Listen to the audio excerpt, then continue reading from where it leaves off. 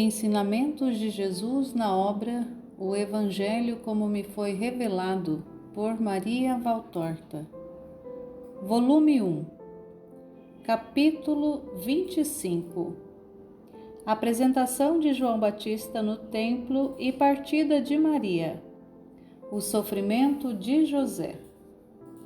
5 e 6 de abril de 1944. Maria diz: estamos na vigília de Quinta-feira Santa. A alguns parecerá fora de propósito esta visão, mas a tua dor de amante do meu Jesus crucificado está em teu coração. E aí fica, mesmo quando uma doce visão se apresenta. Esta é como o pequeno calor que nasce de uma chama, que ainda é fogo, mas que já não é mais fogo. O fogo é a chama, mas não é o calor dela, pois este não é mais do que uma derivação. Nenhuma visão beatífica ou pacífica será capaz de tirar-te aquela dor do coração. E considera-a muito mais querida do que a tua própria vida, porque é o maior dos dons que Deus possa conceder a quem crê em seu Filho. Além disso, a minha visão não é, em sua forma pacífica, em nada discordante dos acontecimentos desta semana. Também o meu José teve a sua paixão. Ele começou em Jerusalém, quando ele percebeu o meu estado. Durou muitos dias, como aconteceu com Jesus e comigo. E não foi espiritualmente pouco dolorosa, mas unicamente pela santidade de um justo, como era o meu esposo, é que ela ficou limitada a uma forma tão cheia de dignidade e de segredo, que ficou pouco conhecida através dos séculos. A nossa primeira paixão! Quem poderá falar da íntima e silenciosa intensidade dela? Quem saberá dizer qual a minha dor ao ver que o céu ainda não me havia atendido em revelar o mistério a José? Que ele ainda nada sabia, eu já tinha compreendido ao vê-lo respeitoso comigo, como de costume. Se ele tivesse sabido que eu trazia em mim o Verbo de Deus, ele teria adorado o Verbo encerrado em meu ventre, como os atos de veneração que são devidos a Deus, e que ele não teria deixado de praticar, como eu também não me teria recusado a receber. Não por causa de mim, mas por aquele que estava em mim, que eu em mim trazia. Assim como a arca da aliança continha o código escrito na pedra e os vasos de maná. Quem pode dizer qual foi a minha luta contra o desânimo que queria me vencer, para me persuadir de que eu havia esperado em vão no Senhor? Eu creio que isso vinha da raiva de Satanás. Eu sentia a dúvida que crescia em meus ombros e que espichava suas garras geladas para aprisionar minha alma e fazê-la deixar de orar.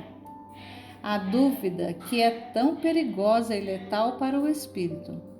Letal porque ela é o primeiro agente da doença mortal chamada desespero, e contra a qual é preciso reagir com toda a força para não perecer na alma e perder Deus. Quem pode dizer com toda a verdade qual a dor de José, quais os seus pensamentos, qual a perturbação que ele sentiu em seus afetos? Como um pequeno barco apanhado por uma grande tempestade, ele se achava num encontro entre ideias opostas, como em uma dança ao redor de reflexões, cada uma mais pungente e mais capaz de fazer sofrer do que a outra.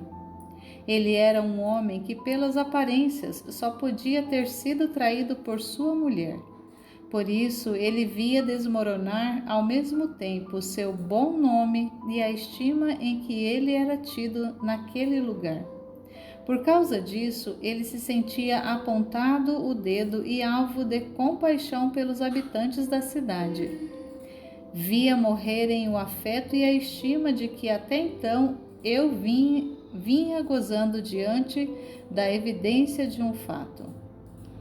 É aqui que a santidade dele resplende ainda mais brilhante do que a minha. Eu dou testemunho disso com todo o meu afeto de esposa, porque quero que ameis a meu José, este homem sábio e prudente, este homem paciente e bom, que não está separado do mistério da redenção, mas muito unido a ele, pois por essa dor que o consumou, ele salvou para vós o Salvador, às custas de seu sacrifício e de sua santidade. Tivesse ele sido menos santo, teria agido como os homens, me teria denunciado como adúltera para que eu fosse apedrejada e o filho de meu pecado morresse comigo. Tivesse ele sido menos santo, Deus não lhe teria concedido a sua luz em tão grande provação. Mas José era santo, seu espírito puro vivia em Deus. A caridade nele era acesa e forte.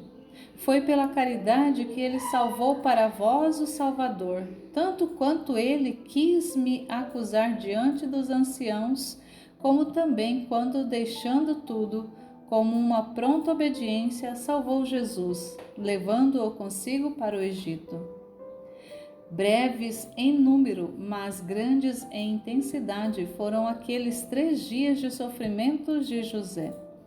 E desde meu primeiro sofrimento, porque eu compreendia o sofrimento dele, mas não podia aliviá-lo de modo algum, por causa da obediência ao decreto de Deus, que me havia dito: cala-te. Quando, tendo chegado a Nazaré, eu o vi sair, depois de uma curta saudação, todo curvo e como se tivesse envelhecido em pouco tempo, e não voltar mais a mim, como era de costume.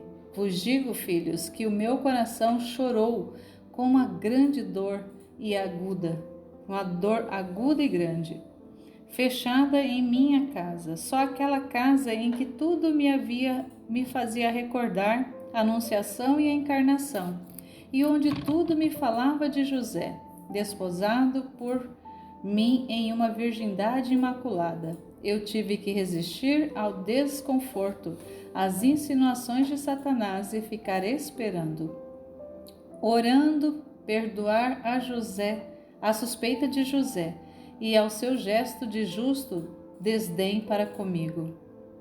Filhos, é preciso esperar, rezar, perdoar, para se obter que Deus intervenha em nosso favor.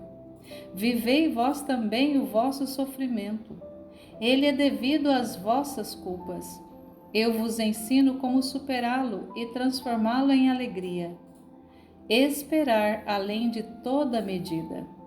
Rezar sem desconfiança. Perdoar para ser desperdoado. O perdão de Deus será a paz que desejais, meus filhos.